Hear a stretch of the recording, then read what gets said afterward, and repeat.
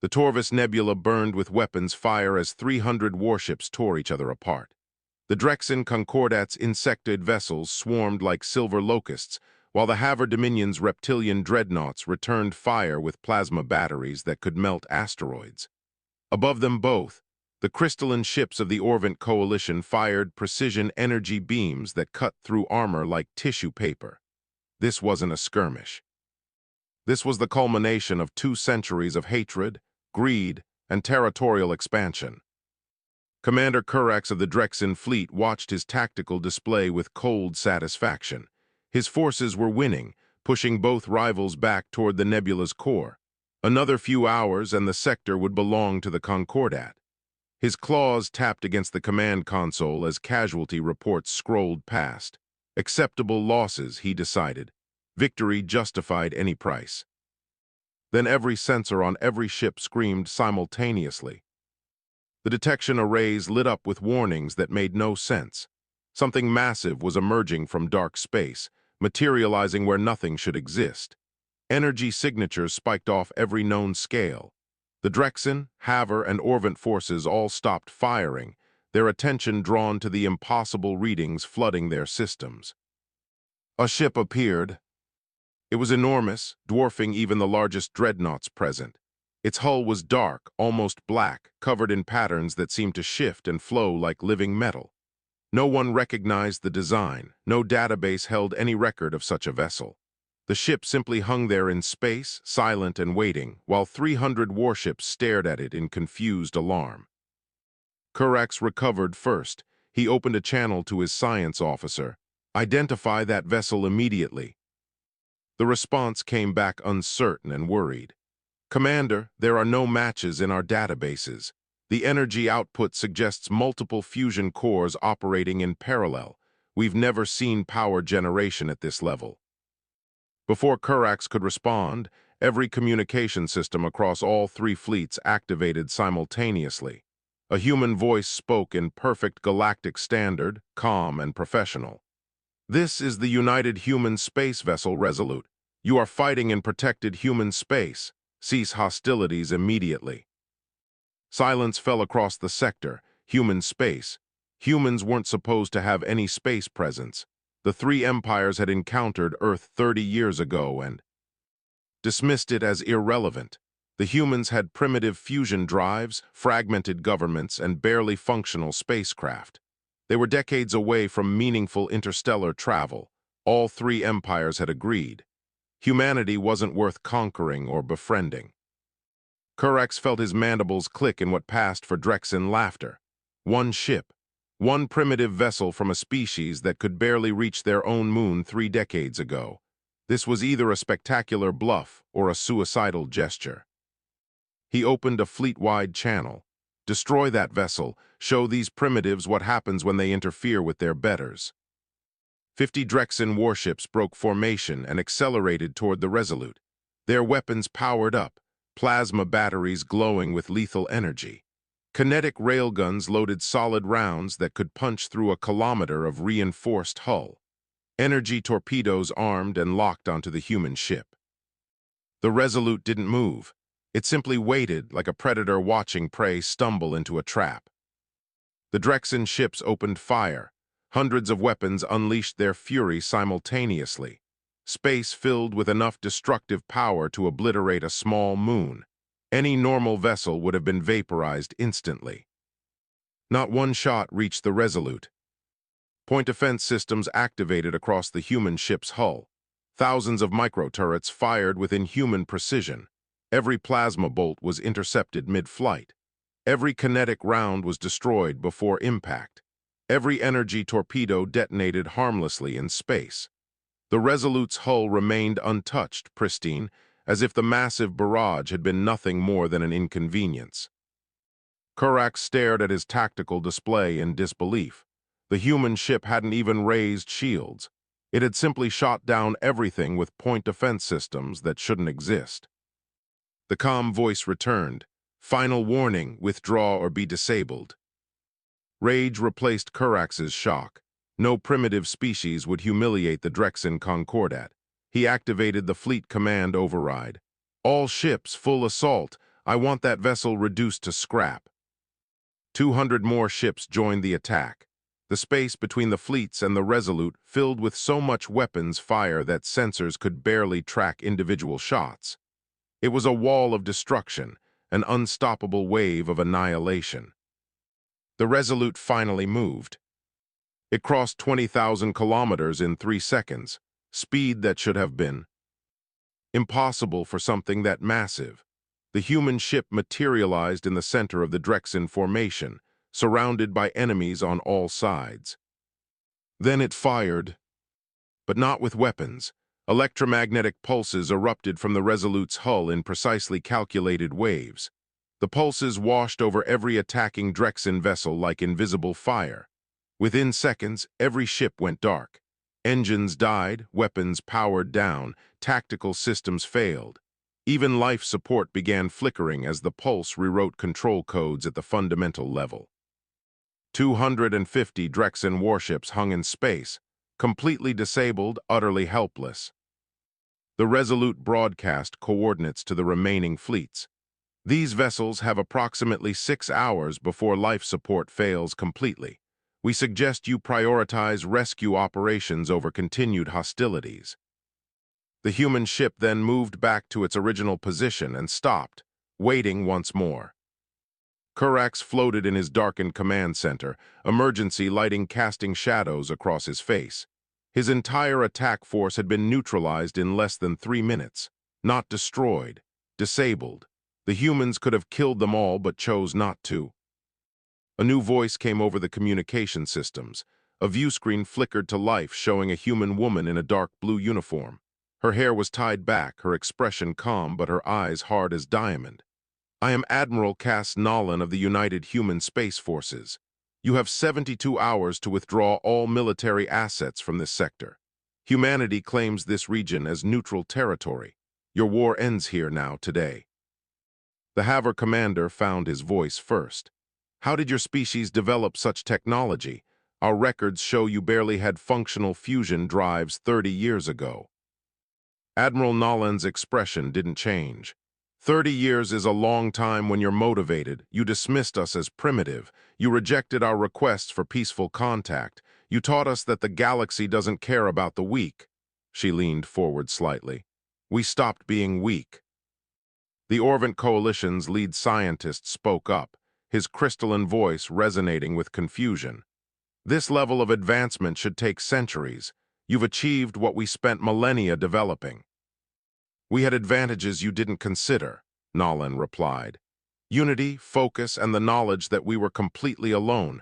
When you rejected us, you gave us clarity. We knew we'd have to forge our own path, she paused. 72 hours, choose wisely. The transmission ended. 3 fleets hung in shocked silence, staring at a human warship that shouldn't exist. Kurax felt something he'd never experienced before. Fear, real, genuine fear of a species he'd laughed at just minutes earlier. Intelligence officers across all 3 empires began pulling decades-old files on humanity. What had they missed? What had they overlooked? How had the primitive species from the edge of known space become this? The galaxy was about to learn an uncomfortable truth. Dismissing potential allies based on current capability rather than future potential was a mistake. Humanity had taken that rejection and turned it into motivation. And now the 3 most powerful empires in the sector faced a choice: accept the new reality or face the consequences. The Resolute waited, patient and silent, while the galaxy processed what it had just witnessed. Intelligence analyst Shrix had served the Drexen Concordat for 40 years, examining threats and calculating probabilities. He'd never seen his superiors panic before. Now, watching the emergency council session through his monitor, he saw fear in every mandible twitch and antenna movement. The human ship had changed everything in 11 minutes.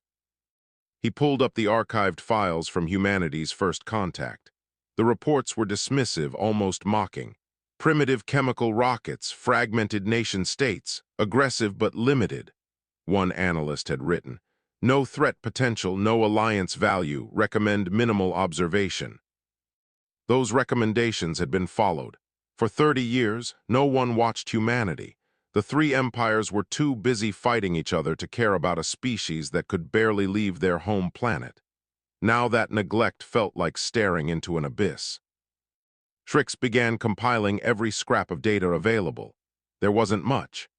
A few scattered observations from passing merchant vessels, some intercepted radio transmissions from 15 years ago, outdated stellar surveys of the Sol system. The most recent confirmed observation was 28 years old. 28 years?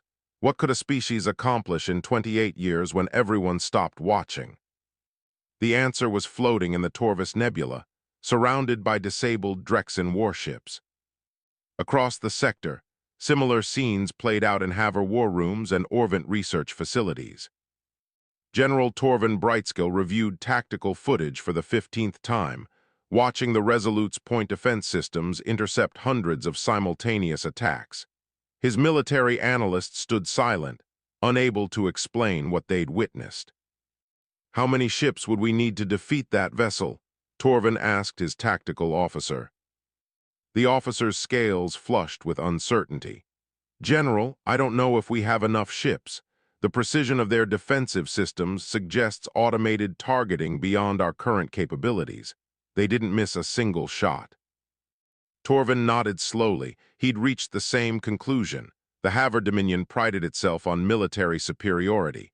They'd conquered 17 systems through overwhelming force. Against the Resolute, overwhelming force seemed irrelevant. "Open a channel to our diplomatic corps. I want options other than fighting." Meanwhile, in the crystalline towers of the Orvent homeworld, Dr. Lena ran calculations that refused to make sense. Her screens showed energy output readings from the human ship. The numbers indicated power generation equivalent to a small star. "This is impossible," she muttered, rechecking her instruments. "Even our most advanced reactors can't approach this efficiency." Her assistant, a younger scientist named Prex, spoke hesitantly. "Doctor, what if they didn't follow our development path? What if they found completely different solutions?" Lena considered this. The Orvent had assumed all species would advance through similar technological stages. Fusion, then antimatter, then zero-point energy extraction. What if humans had skipped stages or discovered something entirely new? Pull every theoretical paper from our archives, anything unconventional, anything we dismissed as impractical. If humans found a different path, we need to understand it. The 72-hour countdown continued. 48 hours remained when Ambassador Ruth Graves arrived at a neutral station with a small diplomatic team. She'd expected resistance, perhaps even hostility. Instead, representatives from all three empires practically rushed to meet her. The conference room was deliberately neutral, built by a minor species for trade negotiations. Now it hosted the most important diplomatic meeting in recent galactic history. Graves sat across from three of the most powerful military leaders in known space. They looked at her with expressions ranging from curiosity to barely concealed fear. The Drexen representative, Silax, spoke first. "Ambassador, we must understand. How did humanity achieve such rapid advancement?" Graves smiled slightly. "You want to know our secret very well." She activated a holographic display showing a timeline. 30 years ago, we approached the galactic community with open hands. We offered friendship, trade, knowledge sharing. You remember what happened. Silax's mandibles clicked uncomfortably. "We deemed humanity too primitive for membership." "Too primitive," Graves repeated. "Yes, all three of your empires voted against us. You cited our technological limitations, our political divisions, our aggressive nature." She leaned forward. "You were right about one thing. We were divided. Your rejection unified us overnight." The hologram shifted, showing Earth's governments coming together. "Within 6 months of your rejection, every nation on Earth joined a single cooperative government. We called it the Unity Accord. No more borders, no more competing interests. Every human focused on a single goal: prove we deserve to stand among the stars." General Torvin studied the display. "Unification is admirable, but technology requires more than cooperation." "You're right," Graves agreed. It requires focus, resources, and freedom from distraction. While your three empires spent the last 30 years fighting each other, we spent those years building. Every credit that would have gone to warfare went to research instead. Every mind that would have plotted military strategy solved scientific problems instead. She expanded the hologram to show dozens of star systems. We also had something you didn't, absolute clarity about our situation. We knew we were alone. We knew the galaxy wouldn't help us. We knew we'd have to save ourselves. The display highlighted human colonies, research stations, mining operations across 47 systems. Desperation breeds innovation. Dr. Lena's crystalline form resonated with confusion. This expansion, we had no reports of human FTL activity. Because we didn't use traditional FTL, Graves explained. We developed our own method, different physics, different approach. By the time we started expanding, we'd learned to mask our signatures from standard sensors. You were looking for ships that traveled like yours. We traveled differently. She pulled out a small device, no larger than her thumb. This is a standard human power cell. It can run a Galactic-class Corvette for 6 months. Want to know how it works? The three representatives leaned forward eagerly. I can't tell you, not because it's secret, but because you lack the foundational knowledge to understand the principles. Silax bristled. You claim we're intellectually inferior. No, Graves corrected. I'm saying you followed a different developmental path. You built on certain assumptions about physics and engineering. We questioned those assumptions because we had no other choice. We were starting from behind, so we looked in directions you'd already dismissed as impractical. General Torvin changed the subject. The Resolute disabled our ships without destroying them. This was deliberate.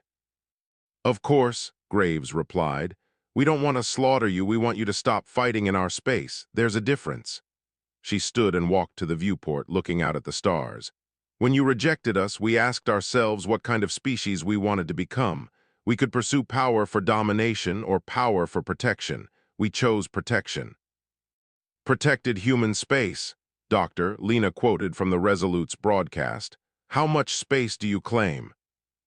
The hologram expanded further. 47 systems glowed blue. This is our current territory. We're protecting it from external threats. That includes your war. Graves turned back to face them. The Andali sector where you're currently fighting, it's surrounded by human systems. Your battles threaten our colonies. Your refugees flee into our space. Your conflict has become our problem. So you're forcing us out, Silax stated. We're creating a demilitarized zone, Graves corrected. You can trade here, travel here, even maintain diplomatic stations, but your warships leave, all of them. She returned to her seat. You have a choice, accept this peacefully or we'll enforce it. We'd prefer peace. And if we refuse, Torvin asked, if we decide one ship, no matter how advanced, can't dictate terms to 3 empires? Graves' expression hardened. The Resolute isn't alone, it's simply the first ship we revealed. How many more do you think we built in 30 years? She let that sink in. You made assumptions about us based on old data. Don't make the same mistake twice.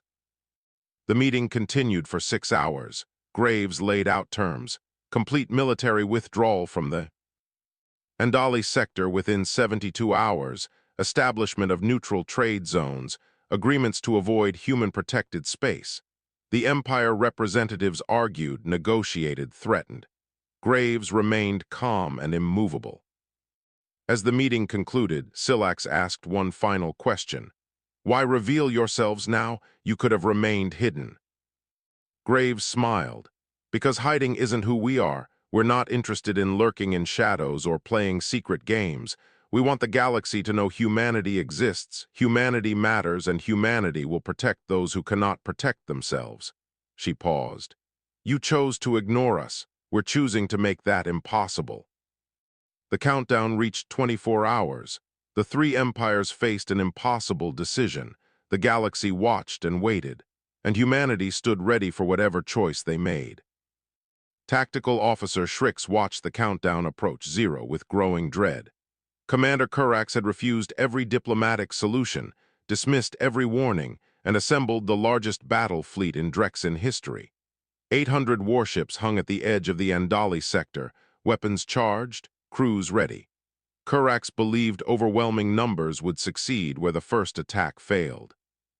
Shrix had tried to argue. The data was clear. The Resolute possessed technology beyond current understanding. Attacking again would end badly. Kurax had him removed from the tactical team for defeatist attitudes. Now Shrix monitored from a secondary station, hoping he was wrong but knowing he wasn't. Aboard the Resolute, Admiral Nolan reviewed the Drexen fleet composition with her AI partner, Athena. The crystalline intelligence projected tactical assessments across multiple screens, calculating probabilities and optimal responses. "They've learned nothing," Athena observed. "Same strategy, larger scale." "They're scared," Nolan replied.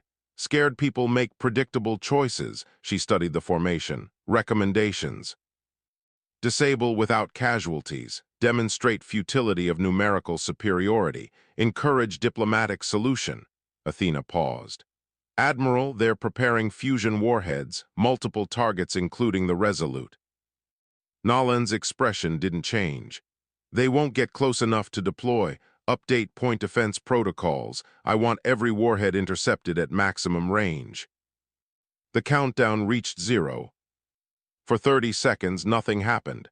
The Drexen fleet held position, waiting for orders. The Resolute remained motionless, dark and silent against the stellar backdrop. Then Kurax gave the command every officer dreaded but none dared question. "All ships, attack formation, destroy that vessel." 800 warships surged forward.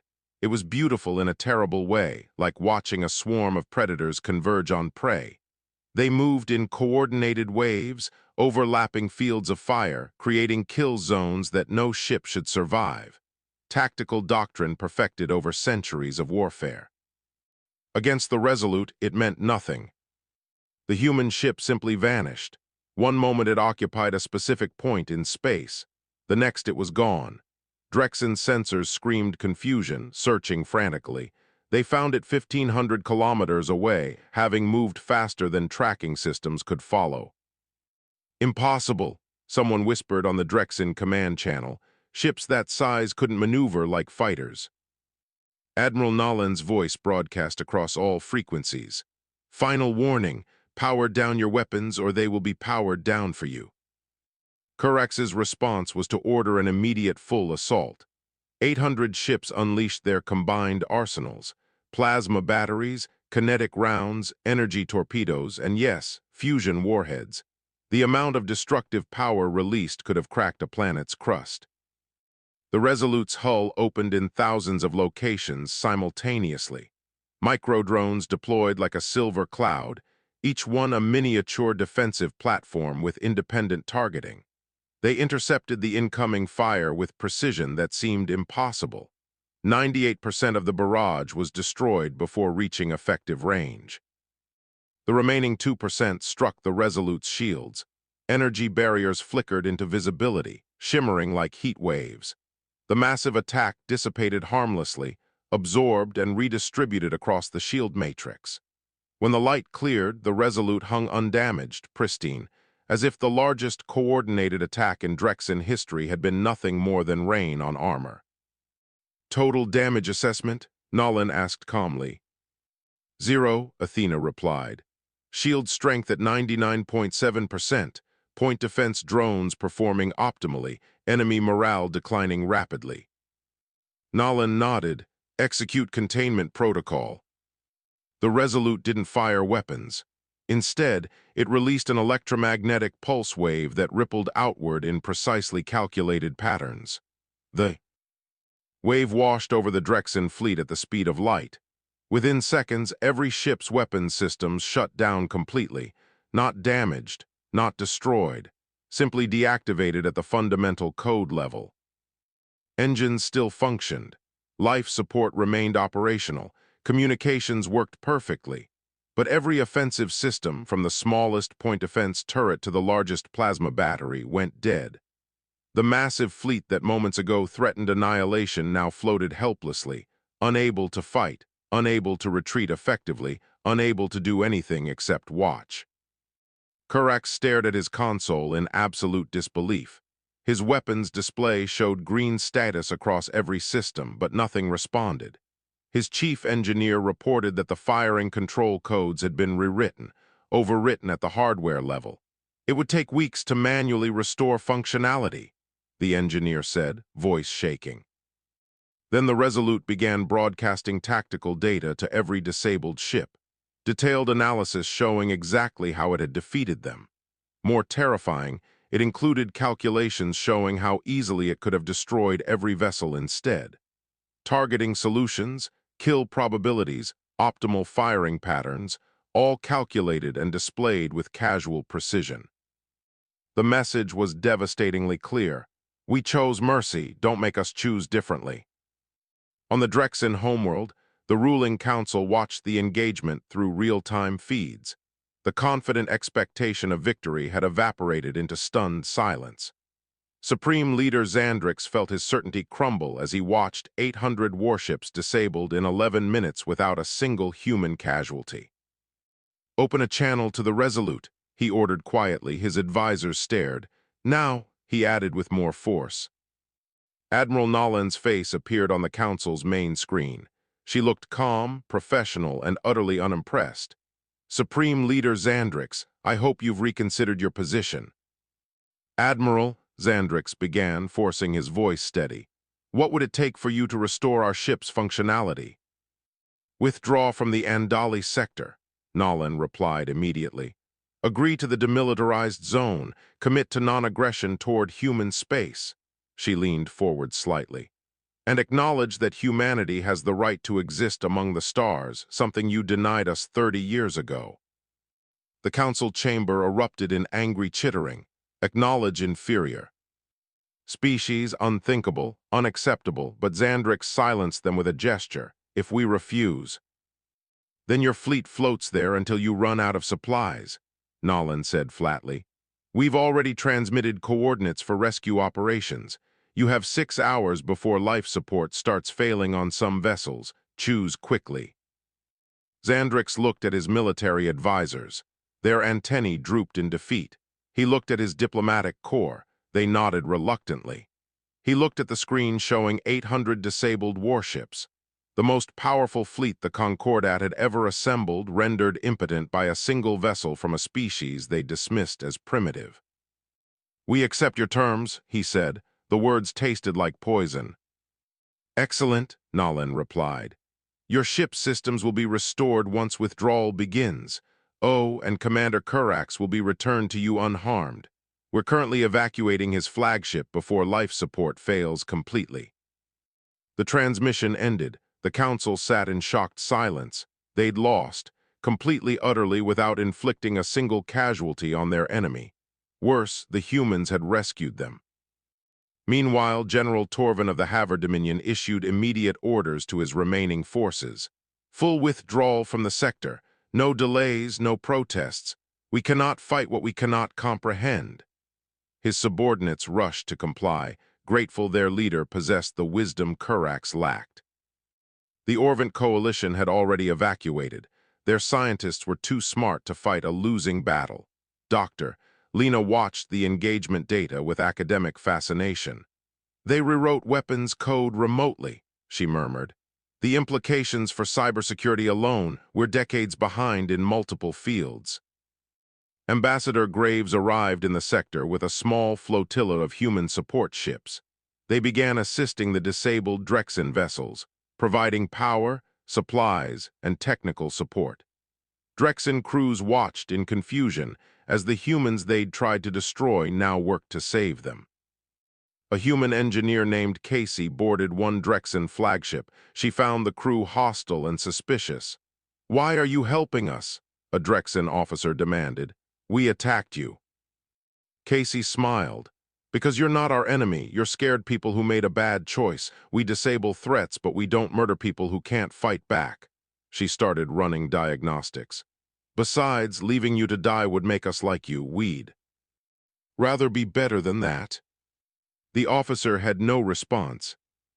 Admiral Nolan broadcast one final message as the Drexen fleet began limping home. You chose wrong 30 years ago when you rejected humanity. You chose wrong today when you attacked us. We're giving you a chance to choose correctly next time." She paused. "The galaxy is big enough for all of us. Stop making it smaller with your wars." The Andali sector fell silent for the first time in 2 centuries. No weapons fire, no battle cries, just the quiet hum of ships withdrawing and a mysterious human warship watching to ensure they did. The balance of power had shifted. The galaxy was learning a hard lesson, and humanity stood ready to teach anyone who needed a reminder. 6 weeks after the Resolute's demonstration, refugee ships began appearing at human border stations in numbers that overwhelmed every projection. They came from dozens of species, fleeing the chaos consuming the three empires' territories. The footage of humanity defeating the Drexen without killing anyone had spread across every inhabited system. Minor species saw hope for the first time in generations. Station Commander Lisa Hayes watched another convoy approach her facility at the edge of human space. 17 ships, multiple species, all broadcasting distress signals and requesting asylum. She'd processed 43 similar groups in the past week. "Control, this is Hayes. We've got another incoming group. Looks like mixed species again." "Copy that, Commander," Control responded. "President Ruiz has authorized unlimited asylum. Process them and find placement." Hayes shook her head in wonder. Unlimited asylum. 2 months ago, humanity was hiding in the shadows.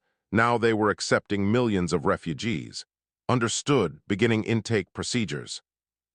On Earth, President Sofia Ruiz addressed the United Human Council about the refugee crisis.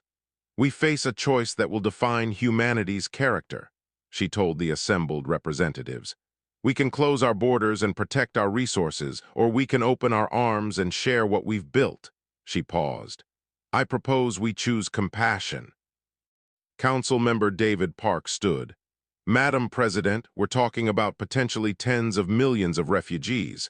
Our colonies are already stretched thin. How do we support that many people?" "The same way we built 47 colonies in 30 years, Ruiz replied. "With determination. Innovation and cooperation. These refugees aren't just mouths to feed. They're people with skills, knowledge, and perspectives we can learn from." She activated a display showing colony capacity projections. "We have the resources, we have the space. What we need is the will." The vote was unanimous. Humanity would accept all refugees. Meanwhile, the three empires struggled with internal upheaval. On the Drexen homeworld, Supreme Leader Xandrix faced calls for his abdication. The military faction demanded retaliation. The diplomatic faction demanded peace. The population demanded answers. How had they failed so completely? War Chief Drenix led the hardline faction. He was younger, aggressive, convinced that Xandrix's surrender had been premature. "We mobilized 800 ships," he argued before the council. "One engagement doesn't determine our fate. We should mass every vessel we possess and overwhelm them." Shrix, recently promoted after his predictions proved accurate, countered. "War Chief, the Resolute disabled our fleet without deploying a fraction of its capabilities. Admiral Nolan told us they have more ships. How many more? We don't know. Attacking again without that knowledge is suicide." "Then we gather intelligence," Drenix insisted. "We learn their weaknesses. Every technology has limitations." Xandrix listened to both arguments. Finally, he spoke.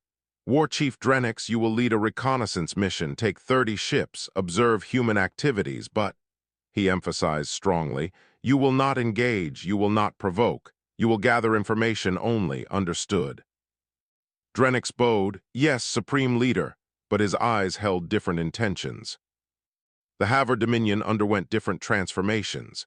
General Torvin, elevated to Supreme Military Commander after his wise withdrawal, began reforming the entire military doctrine. "We've spent 2 centuries perfecting warfare against conventional opponents," he told his strategic planning team. "The Resolute proved our methods obsolete in 11 minutes. His chief strategist, Commander Petra Ironskill, presented new tactical assessments. "General, we've analyzed every second of the engagement. The human ship never fired a traditional weapon. Everything was defensive or disabling. They've built a military force designed to stop conflicts without creating casualties. Which means what? Torvin prompted. Which means they're not interested in conquest, Petra concluded. They're interested in protection. That's fundamentally different from any military power we've encountered. Torvin nodded slowly. So instead of preparing to fight them, we should be learning from them. He made a decision. Open diplomatic channels. I want to meet with Admiral Nolan personally. If humanity is willing to teach, we should be willing to learn. The Orvant Coalition responded with characteristic scientific enthusiasm. Dr. Lena established the Human Studies Institute, dedicating every available researcher to understanding humanity's rapid advancement. She personally reached out to Ambassador Graves with a proposal. We made errors in our initial assessment of your species, her message read. We'd like to correct those errors through collaborative research. Would humanity be interested in scientific exchange? Graves brought the proposal to President Ruiz. They're offering complete access to their research databases in exchange for limited access to ours. Limited how? Ruiz asked. Non-military applications only. Medical technology, agricultural advances, energy systems. They specifically excluded weapons, FTL drives, and defensive systems. Ruiz considered, "What's your assessment?" "I think they're genuine," Graves replied. "The Orvant made a mistake 30 years ago. Now they're trying to fix it the way scientists do, through knowledge sharing." Approved, Ruiz decided. But send a team to oversee the exchange. I want to ensure they're not just gathering intelligence. 2 months after the Resolute's appearance, the galaxy looked fundamentally different. The Andali sector had been transformed into a neutral trading zone administered by human peacekeepers. Ships from all 3 empires moved through peacefully, conducting commerce under watchful human eyes. The centuries-old war had simply stopped. But not everyone accepted the new order. War Chief Drenix had taken his reconnaissance mission and twisted it into something else. He'd gathered loyal followers, commandeered additional ships, and now commanded a rogue fleet of 37 vessels. His target, the human colony of Meridian, a lightly defended agricultural world with 40,000 residents. They think mercy makes them strong, Drenix told his officers. We'll show the galaxy that mercy is weakness. We'll strike a colony, force them to retaliate, and reveal their nature. He believed humanity's restraint was an act. No species could be truly powerful and truly peaceful. The contradiction was impossible. His fleet dropped out of FTL at Meridian's edge. Sensors showed minimal defenses, 1 small patrol frigate and 3 orbital platforms, perfect. All ships, attack formation, target civilian infrastructure, make this memorable. The patrol frigate, commanded by Captain Ryan Foster, immediately broadcast distress. Unknown vessels, you are entering restricted space. Power down and identify yourselves. Drenix didn't bother responding. His ships opened fire on the orbital platforms. The frigate engaged bravely, its weapons outdated but its crew determined. Foster maneuvered brilliantly, using Meridian's gravity well for tactical advantage. But 37 against 1 was mathematics, not combat. Shields at 40%, Foster's tactical officer reported. We can't hold much longer. Keep firing, Foster ordered. Every second we buy, those people down there have more time to reach shelters. The frigate shuddered as another hit penetrated weakening shields. Then space twisted. The Resolute decloaked directly between the attacking fleet and Meridian. It had been there the entire time, waiting, watching. Admiral Nolan's voice filled every channel. This attack on civilians ends now. Drenix felt triumph instead of fear. There, you see, they do have more ships. They were monitoring us all along, he broadcast to his fleet. Destroy it. Show the galaxy humans can die. War Chief, one of his officers, warned. Perhaps we should reconsider. We're committed, Drenix snapped. All ships full assault for the glory of the Concordat. The Resolute released a new weapon. Nanoswarms, millions of microscopic drones that moved like liquid metal. They enveloped every attacking ship in seconds, coating hulls completely. Then they began draining power, direct siphoning from reactor cores. In 90 seconds, every ship went dark. Complete power loss. No engines, no weapons, no lights, no gravity. Drenix floated in his command center, emergency oxygen mask automatically deploying. His grand attack had lasted less than 2 minutes. Human rescue teams were already boarding disabled ships, providing emergency life support. A young medic named Terry found Drenix and offered him breathing assistance. "Come on, let's get you stable," Terry said. "Professionally." "Why?" Drenix managed. "Why help us? We attacked your civilians." Terry looked at him with something like pity. "Because that's what humans do. We stop you, then we save you. Maybe eventually you'll learn the difference between strength and cruelty." The entire engagement was broadcast live across the galaxy. Every species watched humanity defend a colony without killing a single attacker. The message was clear. Human power was absolute, but human mercy was equally unshakable. Ambassador Graves addressed the Galactic Assembly the next day. "You're learning what we already know. True strength isn't measured by who you can destroy. It's measured by who you choose to save. We gave you a choice 30 years ago, peace or isolation. You chose isolation. Now you're learning why that was wrong." The galaxy was changing, and humanity stood at the center, teaching by example. The Galactic Assembly Chamber on Station Unity had never seen such attendance.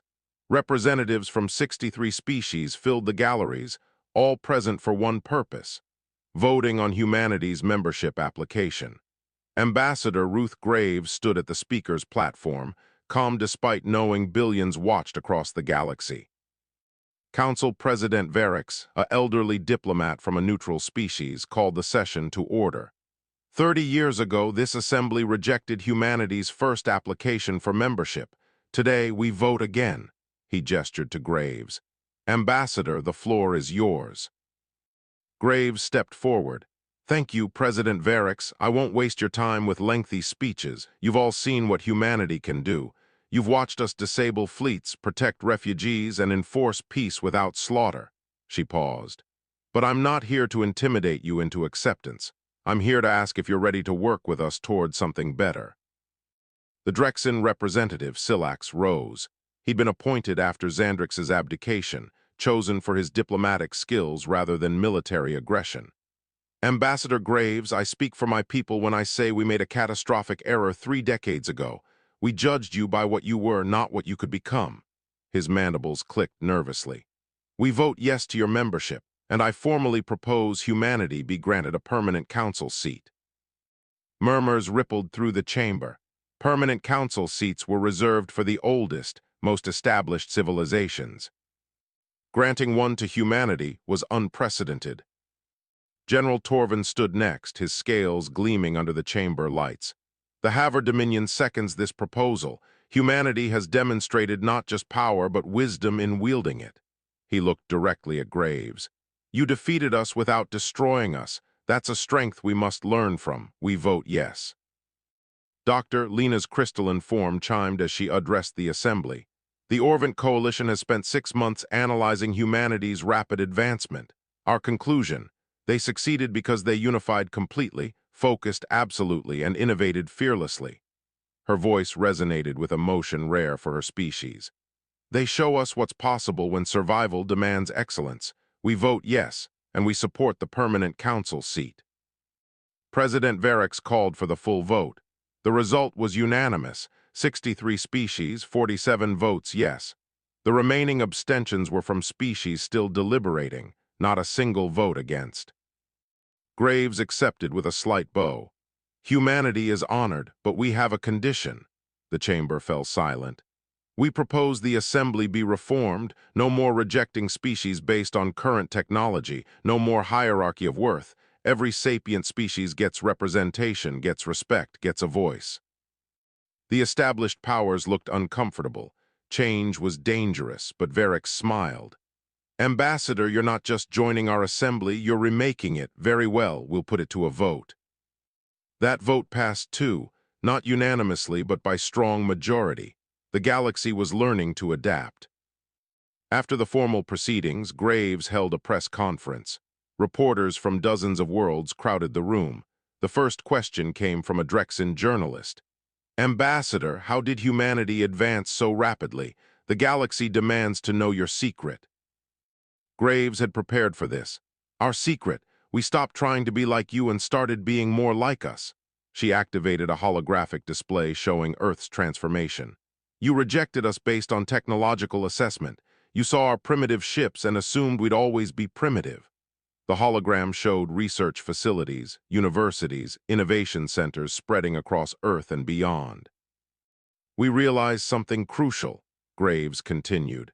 Technology isn't the measure of a species, it's what you do with technology that matters. So we asked ourselves, what kind of power do we want? Display shifted to show the Resolute. We wanted power that could stop wars without creating casualties, power that could protect without conquering, power that served our values instead of corrupting them. A Haver reporter pressed further.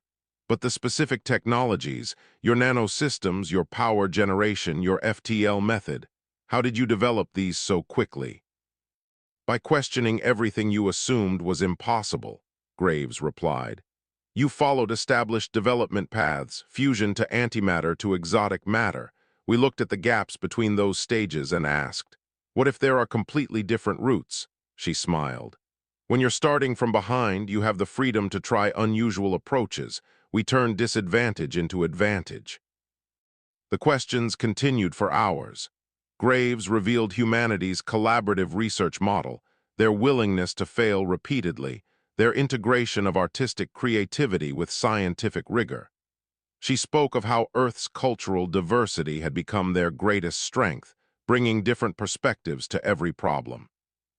Meanwhile, across human space, the integration of millions of refugees continued. On the colony world of New Horizon, human administrators worked with alien community leaders to build mixed-species neighborhoods. There were challenges, cultural misunderstandings, resource allocation disputes, occasional conflicts. But humanity approached each problem with patience and determination.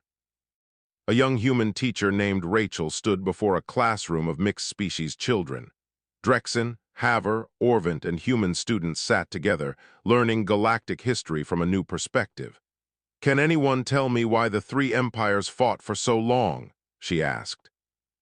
A Drexen child named Tylix raised his claw. Because they forgot that being strong doesn't mean you have to hurt others. Rachel smiled. Exactly, and what did humanity teach us? An Orvant student, her crystalline form still developing, chimed in. That real strength is choosing not to hurt even when you can.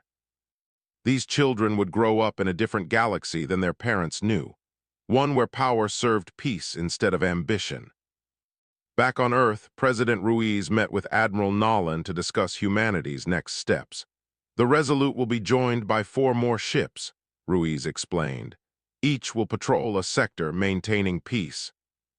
Nolan reviewed the assignments. We're becoming the galaxy's peacekeepers. Not by choice, Ruiz corrected. By necessity, someone has to show them there's a better way. She looked at the Admiral. You proved we could fight without killing. Now we need to prove we can lead without dominating. In the Andali sector, the transformed battlefield had become the galaxy's busiest trade hub. Station Unity processed thousands of ships daily. Former enemies conducted business side by side, watched over by human peacekeepers who intervened only when necessary. War Chief Drenix, serving rehabilitation instead of execution at humanity's request, worked at the station as a cultural liaison. His assigned mentor was Terry, the human medic who'd saved him after his failed attack. Why do this? Drenix asked during a break.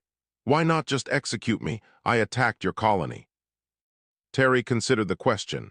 Because killing you would be easy, teaching you is hard. Humans prefer hard if it means building something better, he smiled. Besides, you're actually pretty good at this liaison work. Turns out aggression translates well to passionate advocacy when redirected. 6 months after humanity's reveal, the galaxy had fundamentally changed. The three empires that once dominated through military might now competed in innovation and diplomacy. Minor species found voices they'd never had. Refugees found homes instead of exploitation. Ambassador Graves addressed the reformed Galactic Assembly for the first time from humanity's new permanent seat. 30 years ago, you looked at us and saw primitives. You made a choice based on incomplete information. She gestured to the diverse assembly. Today, you're making better choices, not because you're afraid of our ships, but because you understand that cooperation achieves what conflict cannot. She concluded, "You chose wrong 3 decades ago. You rejected peace for pride, but we chose to give you another chance. That's the difference between power and wisdom. Power forces compliance. Wisdom teaches understanding. Humanity chose wisdom." The assembly erupted in acknowledgement. Species that had never agreed on anything now united in recognition. Aboard the Resolute, now joined by its sister ships Determination, Perseverance, Courage, and Hope, Admiral Nolan prepared for another patrol. Her crew had become symbols of humanity's approach. Strong enough to stop any threat, wise enough to know when force wasn't the answer. She broadcast the Resolute's departure message, now familiar across the galaxy. "This is the UHSV Resolute. We patrol for peace. We protect those who cannot protect themselves. We remember both the choice you made 30 years ago and the choice we made in response." She paused. "The galaxy is big enough for all of us. Choose cooperation over conflict. Choose understanding over ignorance. Choose wisdom over pride." The Resolute and her sisters jumped to FTL, spreading across the galaxy to maintain the peace humanity had enforced and the galaxy had learned to accept. 3 empires had chosen wrong. 1 species had chosen differently, and the galaxy was better for it. Years from now, students would study the moment humanity revealed itself. They'd analyze the tactics, the technology, the diplomacy. But the real lesson was simpler. True strength isn't measured by who you can defeat. It's measured by who you choose to save and what you build with your power. Humanity had shown the galaxy that lesson, and the galaxy would never forget it.